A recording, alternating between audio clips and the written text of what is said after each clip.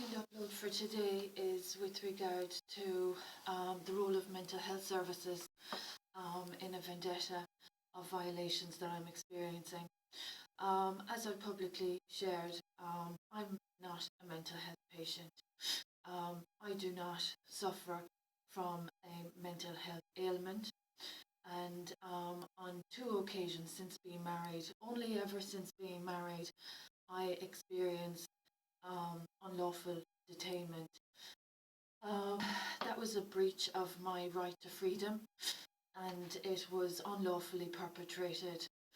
Um, I've also experienced misdiagnosis, and that is defamation of my character, reputation, and good name. There have also been issues of breaches of confidentiality, and there have also been violations of privacy.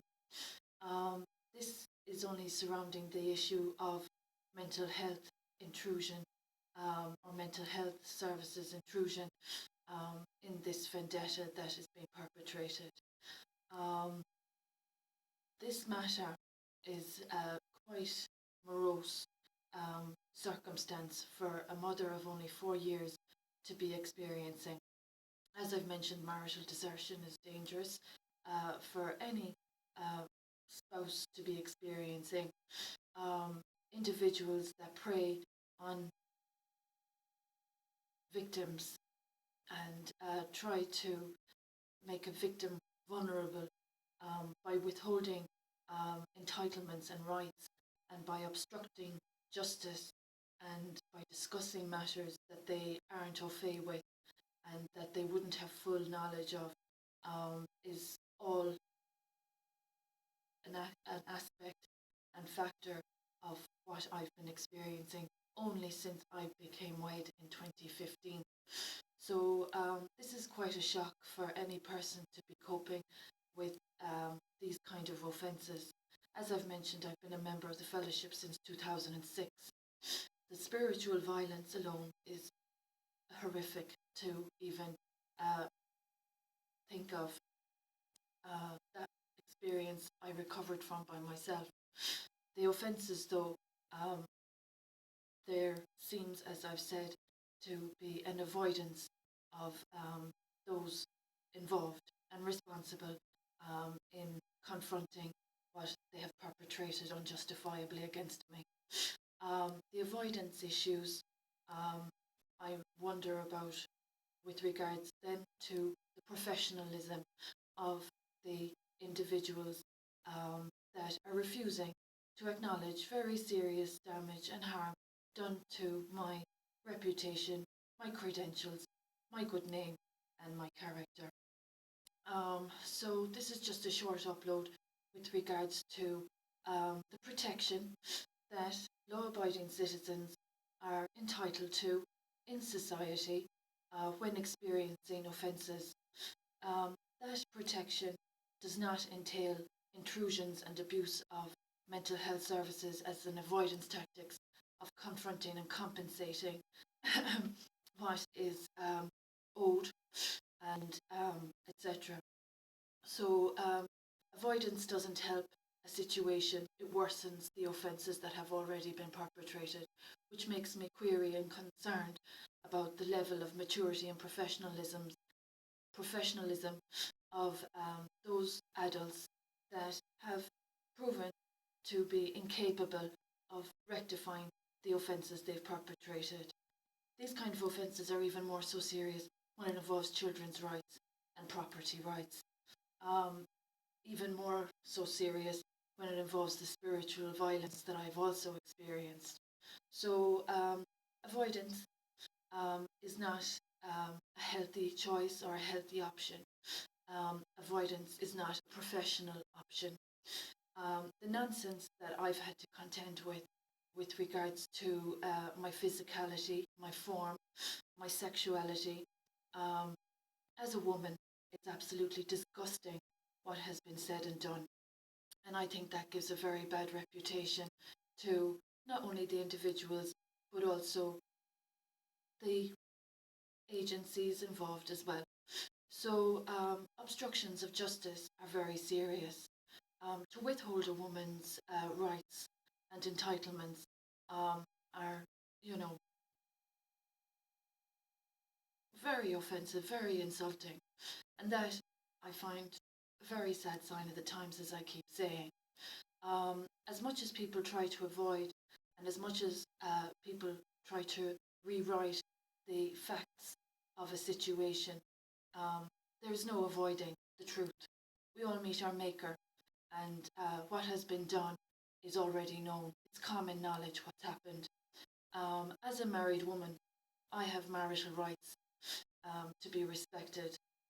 As regards my right to my profession, that is my own individual choice, personal choice, and there aren't any other individuals in a position to choose my profession for me.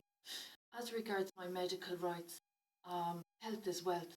So my wealth has not only just been stolen from me, my good health that I had before, during, and after my pregnancy has also been stolen from me intentionally.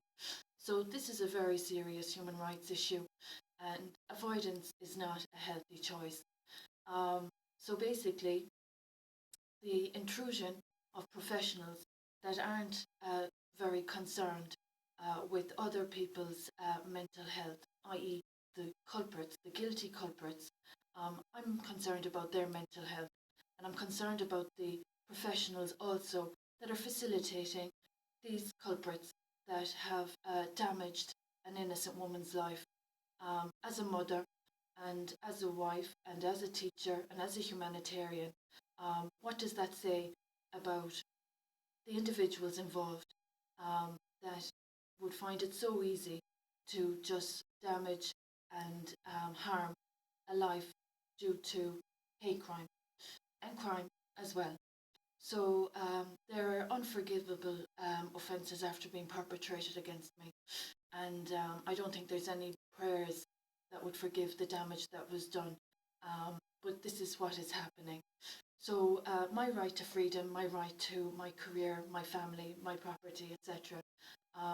I'd appreciate it if the government would acknowledge how serious a situation is being caused, and by facilitating property thieves and those violating children's rights and women's rights, I'd appreciate it if they just confront this issue, because the amount of contact that I've made with ombudsmen and relevant agencies that have been obstructed, and the preventative measures that have been put in place to prevent me from even receiving my postal correspondence and my phone calls, etc., etc., and people making outrageous, unsubstantiated and nonsensical claims with regards to a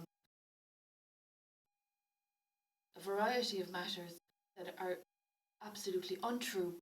I find, as a law-abiding citizen and as a mentally healthy individual and as a private citizen, I find all of this very morbid for society to be facilitating, because without compensation or amends for past offences perpetrated against me, I find it absolutely shocking that intelligent professionals would not be able to acknowledge that making a bad situation worse doesn't serve the greater good. So this is what's occurring.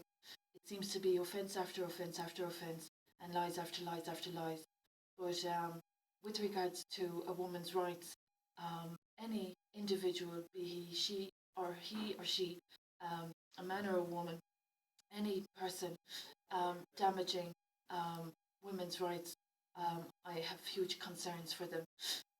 So for what I have worked for, and that has been disrespected, and that has been damaged and harmed, I hope other hardworking women out there understand the consequence to damages done to human and constitutional rights. And as regards the mental health of individuals fooling themselves enough to think that there aren't any consequences to these kind of offences, unjustifiably perpetrated simply due to malice and greed and hatred, as I've mentioned, I have huge concerns. So the Ombudsman and the authorities and the relevant agencies that are receiving these uploads, would you ever mind please confronting this very serious matter that's been caused? Identity theft, financial theft, and property theft, and violations of children's rights. These are all very serious issues. So what's facilitated will be perpetrated again and again and again, and that makes society even more um, malaised as far as I'm concerned.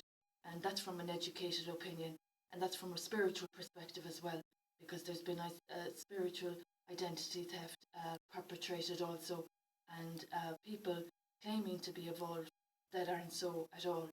So that's my second upload for today.